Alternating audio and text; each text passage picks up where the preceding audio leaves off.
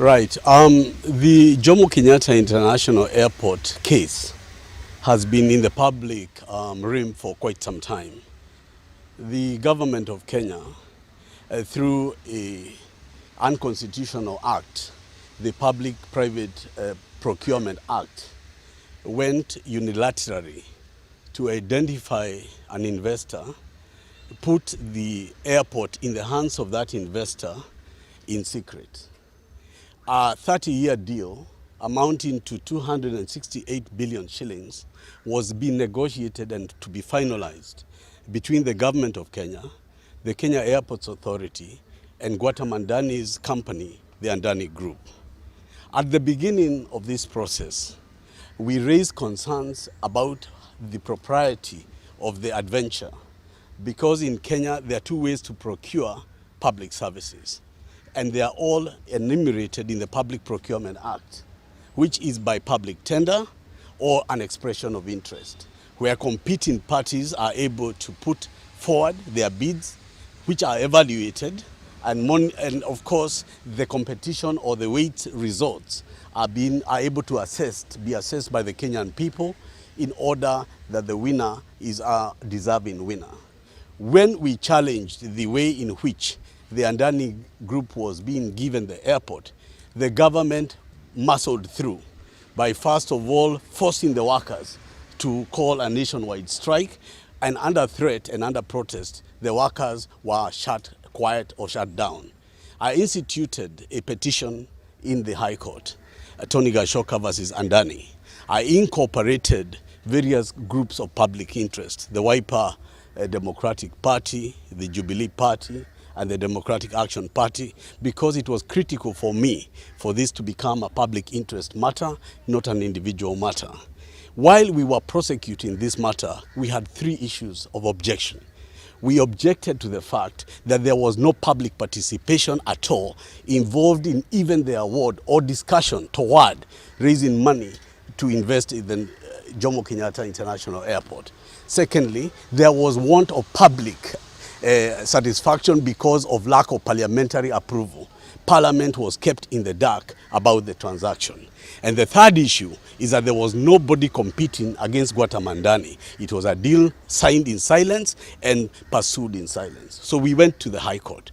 While in the High Court, the East Side Court of the District Court of New York went ahead and indicted Adani on fundamental issues of lawlessness and criminal activity.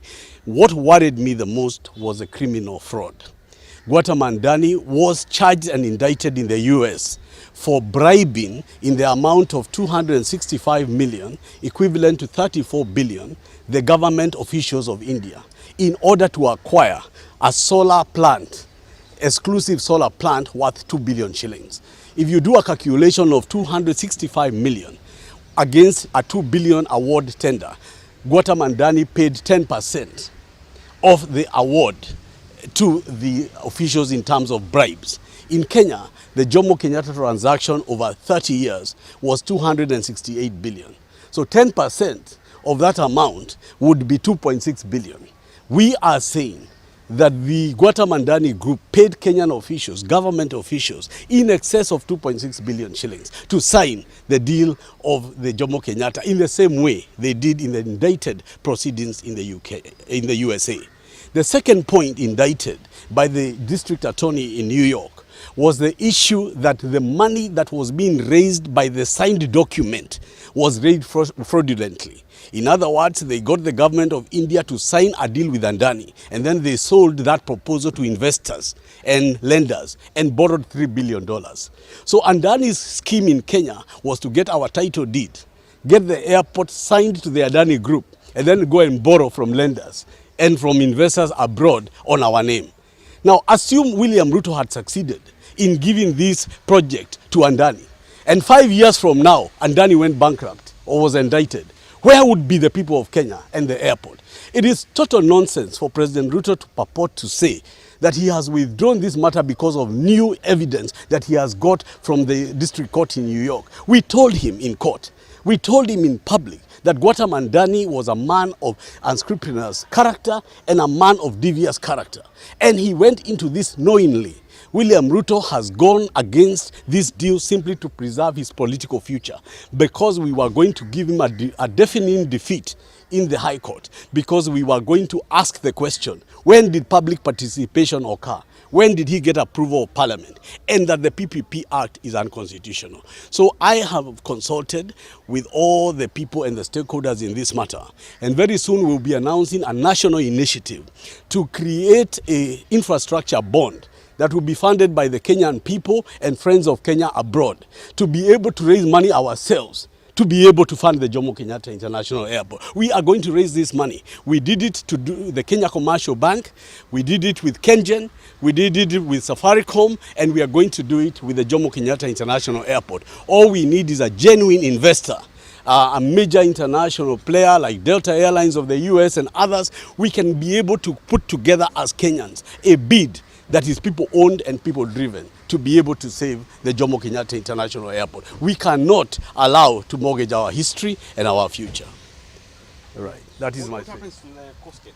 Now, on the 27th of November, this Wednesday, Honorable Kalonzo Musyoka, Eugene Wamalwa, and myself will proceed to Milimani High Court, where we shall be seeking a formal document by Adani Group and by the government of Kenya to say that they are pulling out of the petition. We are not going to take the word of William Ruto on anything. William Ruto promised this country he would reshuffle his cabinet and returned it. William Ruto promised this country no more taxes in the finance bill of 2024. All the taxes are back through the back door. It is not enough for him to tell Tony Gashoka that I'm withdrawing the Adani matter of the Jomo Kenyatta. I will not withdraw the petition in the High Court without a formal notification that is legally binding upon the government of Kenya that secures the assets and the heritage of the Jomo Kenyatta International Airport. And I'm prepared to go up to the Supreme Court on this matter. The government is likely to advertise for a new investor. Very good. How are you? Fine. Sasa. Eh. Mko sawa? Tuko sawa sawa. Ahadi rais alitoa akiwa bungeni itatolewa kirasmi kwa koti.